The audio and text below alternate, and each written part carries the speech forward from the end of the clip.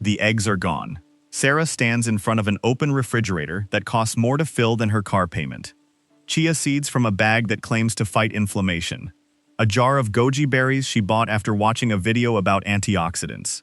Powdered greens in a canister with a green mountain on the label, promising the nutrition of a whole garden in one scoop. She paid for all of it. She has been drinking it, sprinkling it, stirring it into smoothies for 3 months. And this morning, standing in her kitchen in her socks, she is tired in the exact same way she was tired in May. Something about that refrigerator bothers me the same way it would bother anyone who has spent a life close to soil. Not because those foods are worthless. Some of them genuinely are useful. But because somewhere along the way, a lot of people got convinced that nutrition is about finding the rare thing, the exotic thing, the thing with a dramatic name. And in that search, they walk right past a bin of lentils, a crate of eggs, a basket of apples, thinking those are too ordinary to matter. Here is the idea I want to plant early, because I think you will remember it longer than any single food I mentioned today. The most useful nutrition in most people's lives does not come from rare ingredients used occasionally. It comes from useful foods eaten consistently. A food does not become powerful because it is unusual. It becomes powerful because you actually eat it, week after week, and your body has time to use what it offers. Goji berries eaten twice are a curiosity. Beans eaten twice a week for 20 years are a habit that changes outcomes. I am Elias Yoder, and I farm in Lancaster County. Around here, we did not use the word superfood. My grandmother Esther never once said it. But she had opinions about food that turned out to line up closely with what modern nutrition research has confirmed. She could not have told you what a polyphenol was. She did not know the term omega-3 fatty acid. What she knew was which foods kept a family working through a Pennsylvania winter, which ones spoiled a child's appetite for supper, and which ones, eaten the same way for generations, seemed connected to long, active lives in our community. Today I am going to walk you through 12 foods that genuinely earn the label people throw around so loosely. Not because they are trendy, but because the nutrition backing them is real, useful, and something you can actually build a normal life around. I will tell you why each one matters, how to tell a good version from a weak one, how it fits into a normal week, and who ought to be a little more careful with it. My goal is not to hand you a shopping list you forget by Friday. It is to teach you how to recognize a genuinely useful food when you see one, so that 10 years from now, in a grocery store I will never visit, you can make a smart decision without needing this video playing in your ear. Let's start with something almost embarrassingly familiar: the egg. People treat eggs like a food they have already figured out, which is exactly why they underestimate them. An egg carries complete protein, meaning it has all the building blocks your body needs and cannot make on its own, in a package that costs less than most bottled drinks. The yolk holds choline, a nutrient tied to brain and liver function that a surprising number of diets fall short on, along with lutein and zeaxanthin, compounds associated with eye health. For years, eggs got blamed for cholesterol problems they likely never caused in most healthy people, and current nutrition guidance has largely walked that fear back for the general population. The honest caution belongs to people managing specific cardiovascular conditions under a doctor's guidance, not to the general public. A boiled egg on toast, sliced into a lunch salad, or scrambled with garden vegetables does more quiet nutritional work than most supplement bottles in that refrigerator I mentioned. Esther kept hens her whole life, not out of nostalgia, but because a dozen eggs a week meant reliable protein regardless of what the garden was doing that season. Now here is where the comparison gets interesting, because the next food looks nothing like the egg, but does something remarkably similar for a fraction of the cost: the lentil. Lentils are one of the most nutritionally dense foods a person can buy, and almost nobody treats them that way.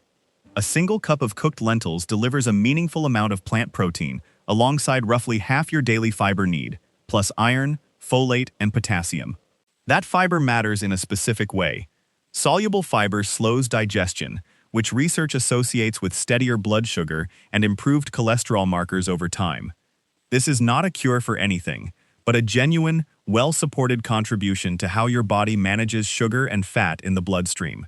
The mistake most people make with lentils is drowning them in salt-heavy canned soup instead of cooking dried lentils, which take less effort than people assume and cost a fraction of the price. A pot of lentils simmered with onion and carrot makes enough for several meals, And unlike a lot of fashionable health foods, nobody needs convincing to actually finish the bowl. If you noticed something already, you are seeing the same pattern I see. Both of these foods are inexpensive, both fit into a meal you already eat, and neither requires a special trip to a specialty store. Keep that thought, because it will matter more later. Before I continue, if food that actually holds up under scrutiny interests you, staying subscribed means you will catch the videos where I dig into which health claims are solid and which ones are marketing dressed up as science. Now, back to the list. The next food surprises people because it has a reputation for being boring: the sweet potato. Compare a sweet potato to a white potato, and the difference is not calories, which are similar. It is the orange flesh itself, packed with beta-carotene, a compound your body converts into vitamin A, important for vision, immune function, and skin health. One medium sweet potato can provide well over a full day's vitamin A need in this form. Unlike synthetic vitamin A supplements, which can build up to harmful levels if overused, the beta-carotene form from food is converted only as your body needs it, making toxicity from eating too many sweet potatoes essentially a non-issue. The preparation question matters here. Baked or roasted with the skin on preserves fiber and nutrients far better than the marshmallow-topped, sugar-drenched holiday version many of us grew up with. A sweet potato roasted plain, split open with a little butter, is a genuinely nutrient-dense side dish that costs less than a candy bar. From there we move to a food that has quietly become one of the most researched items in modern nutrition: the blueberry. Blueberries are small, but they carry a concentration of polyphenols, plant compounds associated with reduced inflammation and support for cardiovascular and brain health, that is unusually high for their size. Research suggests regular blueberry consumption may be associated with improved memory function in older adults, though this is an area of ongoing study rather than settled fact. What makes blueberries worth including isn't a single miracle compound, but consistency of the whole package: fiber, vitamin C, and those polyphenols working together. The version worth buying is plain, frozen, or fresh, unsweetened. Dried blueberries are often coated in added sugar, turning a nutrient-dense food into something closer to candy. Tossed into oatmeal, blended into a smoothie, or eaten plain by the handful, a cup of blueberries a few times a week is a realistic habit, not a hardship. This next one looks almost too plain to belong on a list like this, and that is exactly why people skip it: plain yogurt. Fermented dairy carries live cultures, beneficial bacteria associated with gut health, alongside protein and calcium. The gut microbiome, the collection of bacteria living in your digestive system, is an area of active research connected to digestion, immune function, and even mood regulation. Though scientists are still working out exactly how much influence diet has compared to genetics and other factors. Here is where the good version versus bad version distinction becomes critical. A container of flavored yogurt can carry as much added sugar as a dessert, while plain yogurt offers the fermentation benefits without the sugar load. Reading the label matters more with yogurt than almost any food on this list. Plain yogurt with fresh fruit stirred in gives you control over the sugar while keeping the genuine benefit. Esther made her own soft cheese from soured milk when I was young, not because she understood bacterial cultures, but because she knew which foods sat well in a person's stomach and which did not, and fermented dairy consistently earned a place at her table.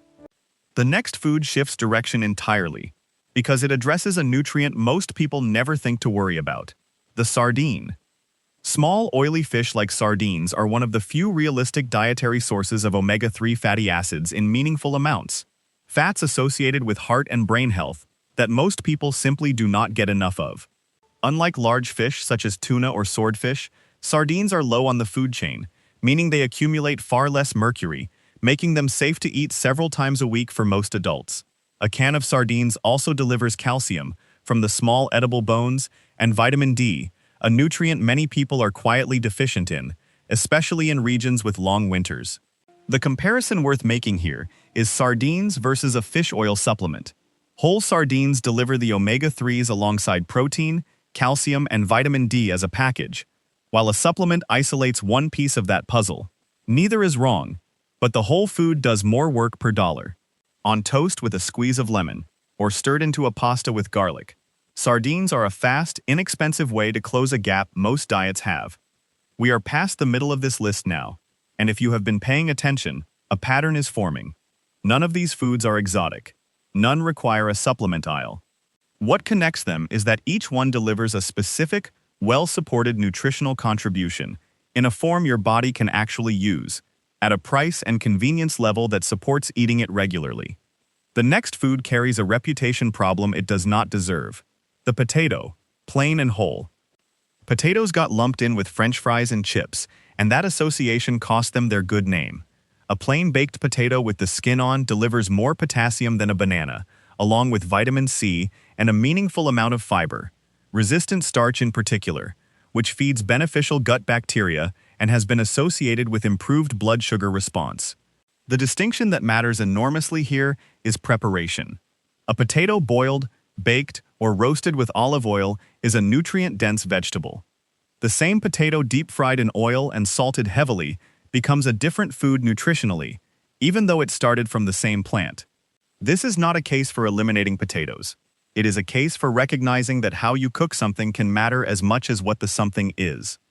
Now for a food that connects directly to Lancaster County kitchens I grew up around. Fermented cabbage, what most people call sauerkraut. Beyond the fermentation benefits already mentioned with yogurt, cabbage itself carries vitamin C, vitamin K, and sulfur-containing compounds associated with detoxification enzyme support in the body. A real biological process, distinct from the marketing use of the word detox, that implies a food can flush out toxins in some dramatic, literal sense. Esther kept crocks of kraut in the cellar every autumn, a preservation method that predates refrigeration by centuries, born out of necessity rather than health trends. The good version distinction here is significant. Traditional fermented sauerkraut, found refrigerated rather than shelf-stable, retains live cultures, while the shelf-stable, pasteurized version has typically had the beneficial bacteria killed off in processing. A small serving alongside a sandwich or roasted meat is how it worked its way into meals without anyone needing convincing. The next choice matters for a completely different reason than anything so far: the walnut. Walnuts stand out among nuts because they are one of the few plant sources containing a meaningful amount of the same type of omega-3 fatty acid found in fish, though in a form the body converts less efficiently. Alongside that, walnuts carry healthy unsaturated fats, protein, and magnesium, a mineral involved in hundreds of bodily processes, including muscle and nerve function, that a significant portion of adults do not get enough of. The caution here is genuine and specific. Walnuts are calorie-dense, so a small handful, roughly a quarter cup, delivers the benefit without turning a snack into an unintended meal. People managing weight should be mindful of portion rather than avoiding walnuts altogether. Chopped into oatmeal or a salad, a small daily handful is a realistic habit that fits without disruption. This next food deserves a place on this list for a nutrient most people never consider until they are deficient in it: the mushroom. Particularly when exposed to sunlight during growing or drying. Mushrooms are one of the only plant foods capable of producing vitamin D when exposed to ultraviolet light, similar to how human skin produces it from sunlight.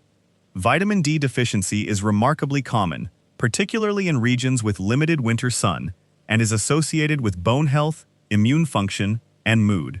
Beyond that, mushrooms carry selenium and B vitamins, along with beta-glucans, fiber compounds associated with immune support. Buying mushrooms specifically labeled as UV exposed, when available, maximizes the vitamin D content, though regular mushrooms still offer the other nutrients regardless. Sautéed with a little butter and garlic, added to eggs, soups, or a simple side dish, mushrooms are an easy addition to a week's meals that most people already enjoy the taste of, which removes the biggest barrier most healthy foods face. Now we reach a food that most people already know is good for them but genuinely underestimate: leafy greens, and spinach in particular. Spinach delivers iron, though in a plant form the body absorbs less efficiently than the iron found in meat, alongside folate, vitamin K, and lutein for eye health. The genuinely useful piece of knowledge here is that vitamin C, from a squeeze of lemon or a side of tomatoes, significantly improves the body's absorption of that plant iron, which is a simple, practical pairing worth remembering. This matters particularly for anyone managing iron levels through diet, including many women. The caution belongs to people on blood-thinning medication, since the vitamin K content can interact with those medications. A conversation worth having with a doctor, rather than avoiding greens on assumption. Whether raw in a salad, wilted into a soup, or blended quietly into a smoothie where the taste disappears but the nutrition remains, spinach is flexible enough to fit almost anyone's habits. We are nearing the strongest reveal on this list, the food I mentioned at the very beginning that changes how the whole comparison works. The humble bean, in its many varieties. Beans, whether black, kidney, pinto, or navy, deliver a combination that is genuinely rare in the food world. Substantial fiber, plant protein, iron, magnesium, and potassium, all in one inexpensive package that stores for years, dried, and costs pennies per serving. Research consistently associates regular legume consumption with improved cardiovascular markers and steadier blood sugar, likely driven by that same soluble fiber mechanism we discussed with lentils, though beans bring a broader mineral profile alongside it. This is the food that most directly challenges that refrigerator full of powders and extracts from the beginning of this video. A can of black beans, rinsed to reduce sodium, costs less than a single scoop of most greens powders, and delivers protein and fiber those powders typically lack entirely. Beans stirred into rice, blended into a dip, or simmered into a soup are not a sacrifice. They are simply underappreciated. If you have been keeping track, here is the pattern emerging clearly now. Every food on this list that genuinely earned its place shares certain traits. Each one is whole or only minimally processed. Each delivers real fiber, protein, or a specific nutrient many diets fall short on, rather than a vague promise. Each one is affordable enough and simple enough to prepare that a person could realistically eat it every week for years, not just the week after watching a video about it. And each one works better as part of a varied diet than as a single obsession. That last point deserves emphasis, because it explains why so much money gets spent chasing rare superfoods while ordinary shelves get ignored. A food does very little good sitting in a pantry unused. Nutrition is not about finding one perfect ingredient. It is about building a rotation of genuinely useful, ordinary foods that you will actually eat, prepared simply, week after week, season after season. Let me bring all of this together, quickly, before we close. The egg gave you complete, affordable protein and choline. Lentils delivered fiber and iron for pennies. The sweet potato offered safe, abundant vitamin A. Blueberries brought concentrated polyphenols in a food people actually enjoy eating. Plain yogurt provided fermentation benefits without the sugar trap of flavored versions. Sardines closed the omega-3 and vitamin D gap most diets carry. The plain potato reminded us that preparation changes everything. Fermented cabbage connected old preservation wisdom to real gut health science. Walnuts brought plant-based omega-3s and magnesium in a portion-controlled handful. Mushrooms offered a rare plant source of vitamin D. Spinach delivered iron best absorbed alongside vitamin C. And beans tied the whole list together with fiber, protein, and minerals at the lowest cost of anything we discussed. Why does practical food knowledge fade the way it has? I do not think anyone planned it that way. Convenience simply became easier, while paying attention became less necessary. Year-round produce availability, packaged convenience foods, and families living farther apart than they used to all played a part. Fewer people cook the way Esther cooked, not because they stopped caring, but because fewer people needed to learn it to survive. That is not a conspiracy. It is just what happens when a skill stops being required and starts being optional. So here is a framework you can carry with you long after this video ends, useful for any food, not just the 12 I mentioned today. Ask yourself 4 questions. What specific nutrient does this actually give me, and is it something my diet is likely short on? How processed is this food, meaning how far is it from its original form? What has been added, particularly sugar and sodium, that I might not notice at a glance? And finally, will I realistically eat this again next week, or is it destined to sit in the back of a cabinet? That 4th question eliminates more wasted grocery money than any nutrition class ever could. For something practical this week, pick 2 or 3 foods from this list you already have some familiarity with. Compare the plain version against whatever processed version you have been buying instead, whether that is plain yogurt against the flavored tub, or dried beans against a salt-heavy canned brand. Read one ingredient label you have never actually read before. You do not need to overhaul your kitchen this weekend. Consistency built slowly outlasts any dramatic change made all at once and abandoned by February. I think about Esther often when I am back in her kitchen, now mostly used by my own children on Saturday mornings.